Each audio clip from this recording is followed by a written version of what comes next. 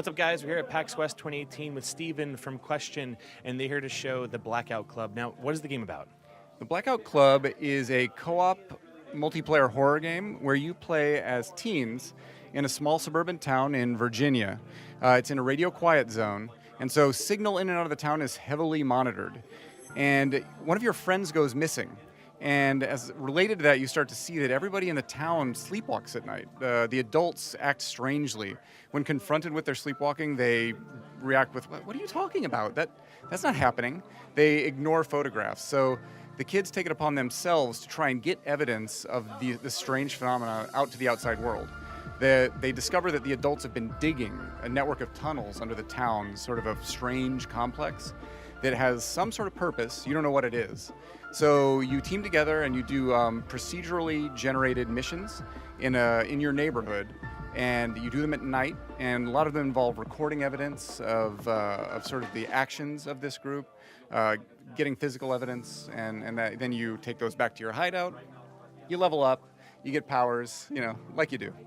And one cool mechanic about it is the blinking mechanic, Yes. where you blink and you end up seeing like footprints or dirt prints. You also see the main villain in the game.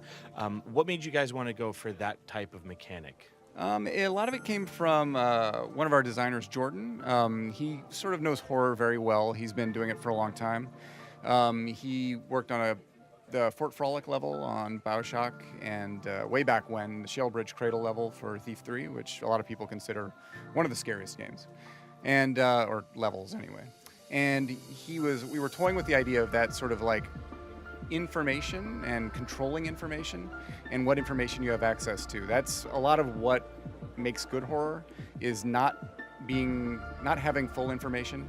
And so the game sort of forces you to choose which information you're going to focus on, and that leads to sort of systemic, sometimes, jump scares. We didn't want to do anything where it was like, we're going to say boo and get you. We wanted the systems to turn into the game saying boo. And so by a mechanic where you can't see the ultimate boogeyman unless you close your eyes to everything else that's going on, it leads to sort of that occurring naturally both directions, because you're worried about the threats that you can see, so you ignore the threat you can't see, or vice versa.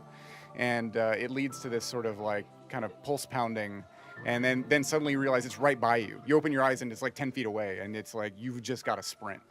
And so we were kind of going for that. And also a mechanic where that limited information could play into a cooperative scenario. So when you've got multiple people, you have more people who can close their eyes and help you get a fix. It sort of encourages communication. Like, I see it, it's there across the street at 919, that kind of thing.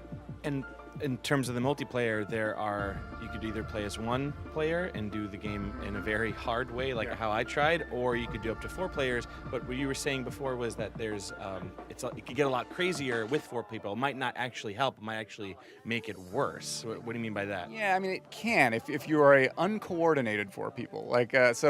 And that's what people learn pretty quick. That's the hope anyway, is if you're, because you're kids, you're underpowered relative to the adults you're dealing with. So when you have 4 kids making a ton of noise, sprinting around town, kicking indoors, jumping through windows, that's going to draw the attention of all these sleepwalkers, and they're going to come your way. And then that's going to wake the shape up, and then the shape's going to come after you. And then it can sort of spiral out of control pretty quickly. 4 players can also recover from that pretty well. A couple kids get taken by the shape. The other 2 kids band together, get coordinated, rescue those kids. You can turn it around. But yeah, it can end in a sort of a louder experience, I guess is one way to put it. Not necessarily worse. We intend this game to sort of be able to be played kind of fast and loud, or more sneaky, stealthy, thief style. We don't want to dictate how you play the game, but we do want to sort of make sure that the challenge rises to meet you. So if you're going to play that way, then the challenge is going to, take that into account. And when is the game coming out? 2019. Great. Thank you so much, Steven. Awesome. Nice to meet you. Yeah, same.